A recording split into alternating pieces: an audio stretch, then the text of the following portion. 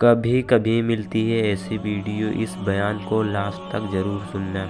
کربلا کے میدان میں امام حسین کی شہادت کے بعد اچانک یہ اہل بیت نبوت کے خیموں پر حملہ کیا کوفیوں نے، اور جتنی عورتیں تھیں ان کو باندی بنا دیا گیا، قیدی بنایا گیا، اور بیڑیاں ڈال کر امام زین العابدین کو بھی اور خاندان نبوت کی عورتوں کو بھی لے جایا گیا۔ اور یہاں سے یہ قافلہ امام حسین کے سر کے ساتھ گیا تھا۔ حسین اعظم کا سر نیزے میں ڈال کر کے یہ لوگ کوفہ لے کر کے آئے تھے ابن زیاد کے پاس، اور ابن زیاد امام علی مقام کے سر کے ساتھ بے عزتی بے حرمتی کرتا رہا، اور پھر یہ قافلہ لٹا ہوا قافلہ اہل بیت کا دمشق گیا تھا، ملک شام یزید کے دربار میں پہنچایا گیا تھا۔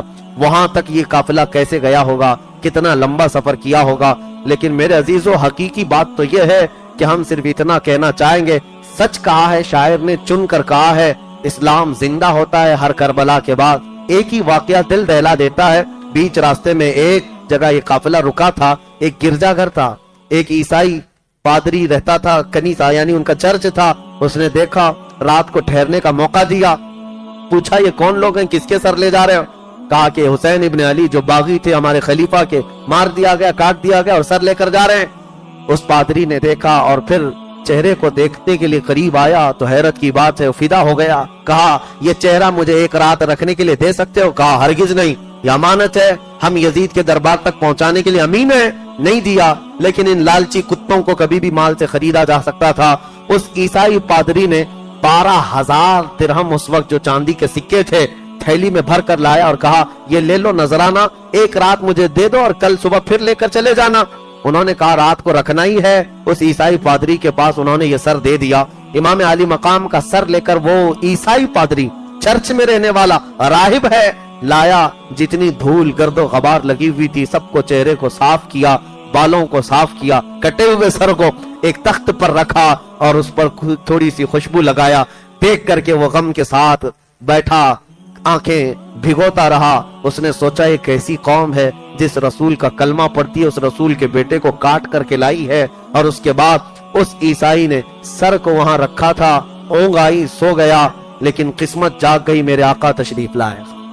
خواب میں رسول کرم صلی اللہ علیہ وسلم تشریف لائے اور کہا میرے بچے کے چہرے سے تو نے دھول صاف کی، تیرے دل سے کفر و شرک کو میں صاف کرتا ہوں، پڑھ میرے ہاتھ پر کلمہ طیبہ لا الہ الا اللہ محمد الرسول اللہ۔ وہ عیسائی پادری میرے مصطفیٰ کے ہاتھ میں ہی کلمہ پڑھا، صبح اٹھا یا جیسے ہی اس کی نیند کھلی دیکھا تو اس کی قسمت جاگ چکی ہے، ہر طرف خوشبو ہی خوشبو ہے۔ ایک تو حسین کا چہرہ دیکھا تھا اور خواب میں ان کے نانا کا بھی چہرہ دیکھ لیا۔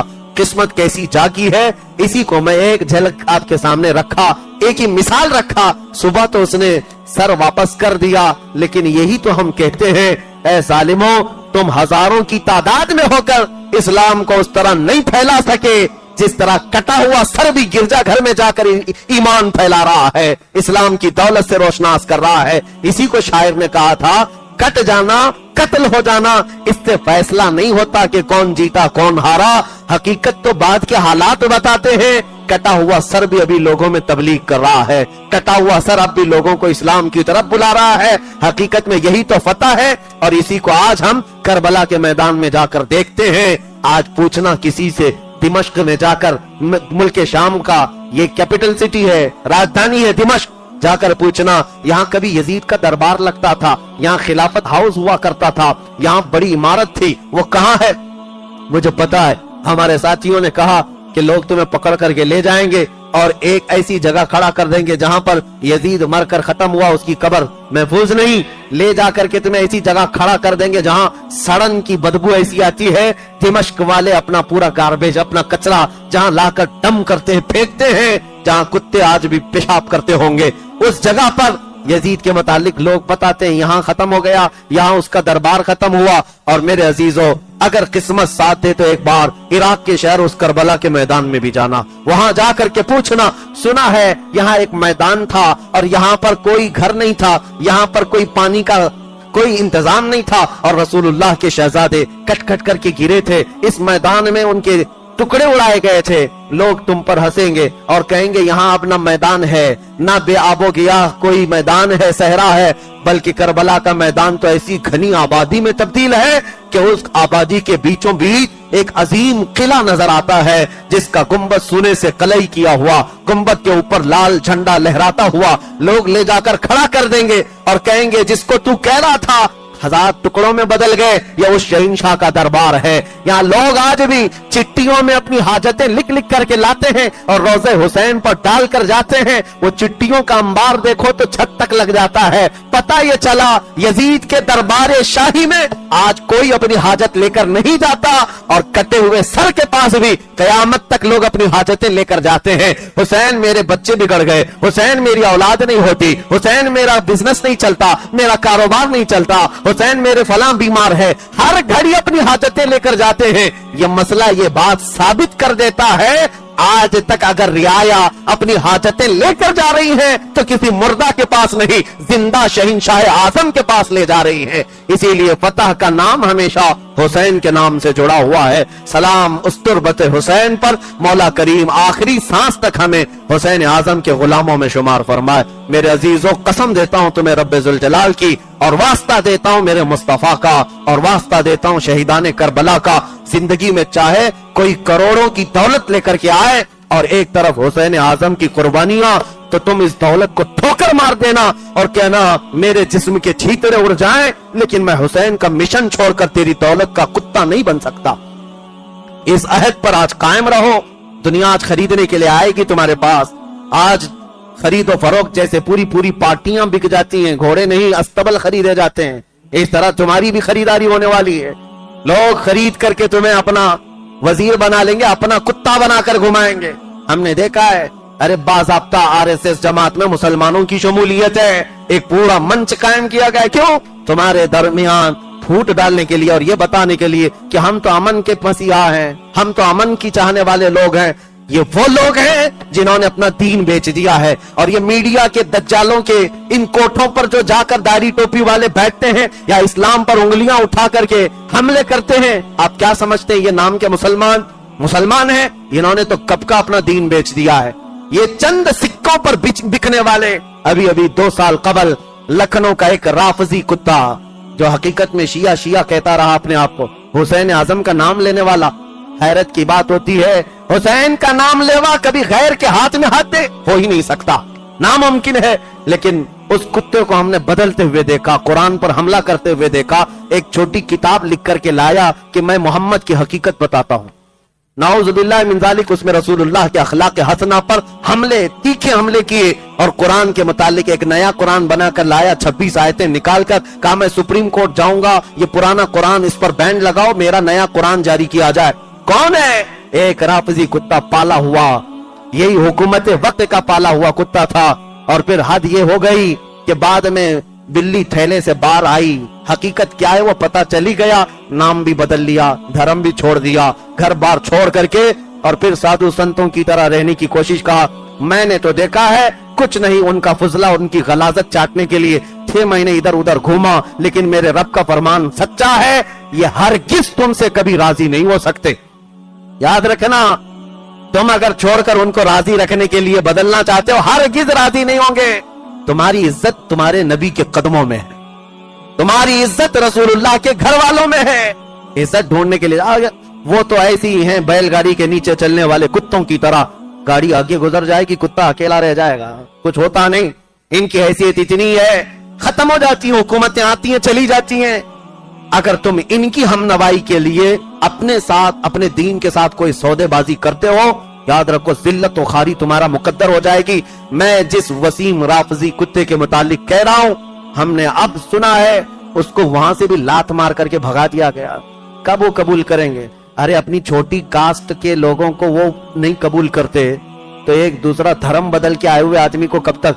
तुम्हें तो सिर्फ मीडिया में दिखाने के लिए और मुसलमानों को वरगलाने के लिए इस्तेमाल किया जाता है, बस इतना ही है। इस्तेमाल हो गया 6 महीने तक, लेकिन ये दज्जाली मीडिया ने देखा मुसलमानों पर कुछ असर नहीं होता, इसको बदल करके हमने देख लिया। अरे जमात तो जमात, हमारे 8 साल के बच्चे पर भी फर्क नहीं आएगा।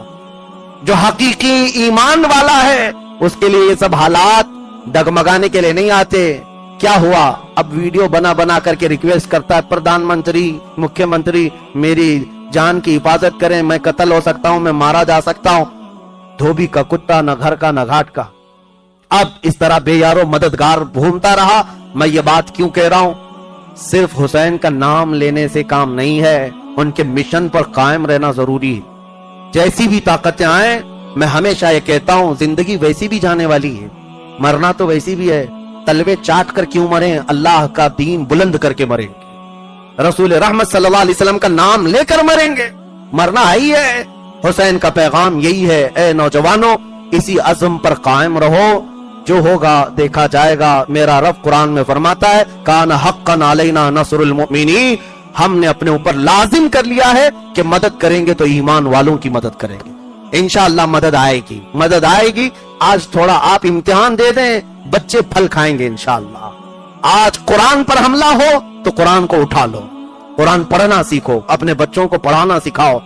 اسکول جانے پر جتنی سختیاں کرتے ہو, نہ جانے پر اتنی سختیاں تمہارے بچوں کے مدرسہ نہ جانے پر بھی ہو, کہ بیٹا سب سے پہلے نمبر پر اللہ کا کلام ہے, قرآن پڑھ لے, بعد میں دنیا اللہ صدقے میں عطا کرے گا. مسلمانوں تمہارے گھر میں یہ رواج آ جائے. آپ اپنے بچوں کو, کسی ایک بچے کو بھی, آج کا یہ میرا پیغام ہے خصوصی, میں یہ چاہتا ہوں کہ ایک گھر کا بچہ بھی جاہل رہنے نہ پائے, قرآن سے غافل رہنے نہ پائے.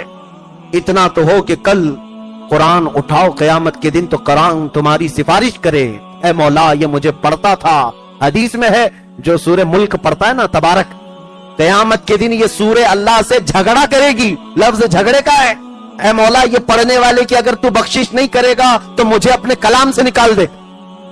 رب تعالیٰ سورہ ملک تبارک کے اس مقدمے کو سن کر فرمائے گا, تجھ کو پڑھنے والے کی میں نے بخشش کر دی, جا تو اسے جنت میں لے جا. مرنے کے بعد یہ سورہ تبارک قرآن کی سورہ ہے, جو پڑھتا تھا نا, مرنے کے بعد قبر میں جاتا ہے, روایت میں موجود ہے, تم تو سب دفن کر کے جا چکے ہوں گے, یہ سورہ ملک تبارک اللہ کے پاس جائے گی اور اپنے اس پڑھنے والے کی بخشش کے لیے جھگڑتی رہے گی. اللہ جب کہے گا معاف کر دیا جا, یہ سورہ ملک جنت میں جاتی ہے, تکیہ لیتی ہے, بچھونا لیتی ہے, ہوا کا انتظام کرتی ہے, اور واپس سورہ ملک قبر میں آتی ہے, اور آ کر کے اس میت سے کہتی ہے, دیکھ میں نے تیری سفارش کی, اللہ مان گیا, اور میں نے تیرے لیے جنت سے تکیہ بھی لائی, اور میں تیرے لیے بچھونا لائی, کہیں میرے آنے میں دیر تو نہیں ہوئی. میت سے سورہ ملک یہ کہتی ہے, جو قبر میں ہمارے لیے ساتھ ہے وہ قرآن ہے, آج اٹھاؤ قرآن میرے عزیزوں. ظالم کتے اگر قرآن کو جلا رہے ہیں تو اس کا جواب یہ ہے کہ ہر بچہ قرآن اٹھائے. ہمارے خاندان میں یہ عزم کرو, ایک بچہ تو کم از کم حافظ قرآن ہونا چاہیے. ہونا چاہیے کہ نہیں ہونا چاہیے؟ آپ یہ عزم کرو, کالج پڑھاؤ, یونیورسٹی پڑھاؤ, ڈاکٹر بناؤ, انجینئر بناؤ. کیا فرق پڑتا ہے حافظ قرآن انجینئر بن جائے؟ کیا فرق پڑتا ہے تمہیں ڈاکٹر بھی ہو اور حافظ قرآن بھی ہو؟ آپ دنیا ضرور پڑھائیں لیکن بچوں کو بچپن سے حافظ قرآن بھی بنائیں. کل کو اتنا تو سامان ہوگا, ہم مر جائیں تو ہماری قبر پر یہ قرآن پڑھے گا, اللہ ہمیں معاف فرما دے گا. اللہ کریم حسین اعظم کے اس پیغام کو پوری دنیا میں پہنچانے کی توفیق عطا فرمائے, اور ہم سب کو اتحاد و اتفاق عطا فرمائے. خصوصیت کے ساتھ میں آج کی اس محفل آخری محفل ہے, شکر گزار ہوں اس مسجد حاضہ کے, اس مسجد کے خاص متولی صدر و اراکین اور تمام معاونین محلے والوں کو, جنہوں نے بڑی عزتوں سے نوازا اور بہت ہی ہمیشہ خیال کیا ہے. اللہ آپ کے اقبال بلند فرمائے اور ہمیشہ اس مسجد کو مولا شاد و آباد رکھے, اور دین و سنیت کا اس کو مرکز بنائے, اور اس مسجد کی برکتیں مولا آپ سب کے گھروں میں عطا فرمائے. وآخر دعوانا ان الحمدللہ رب العالمین. السلام علیکم ورحمۃ اللہ وبرکاتہ. ایسے ہی بیان سننے کے لیے ہمارے چینل کو ضرور سبسکرائب کریں.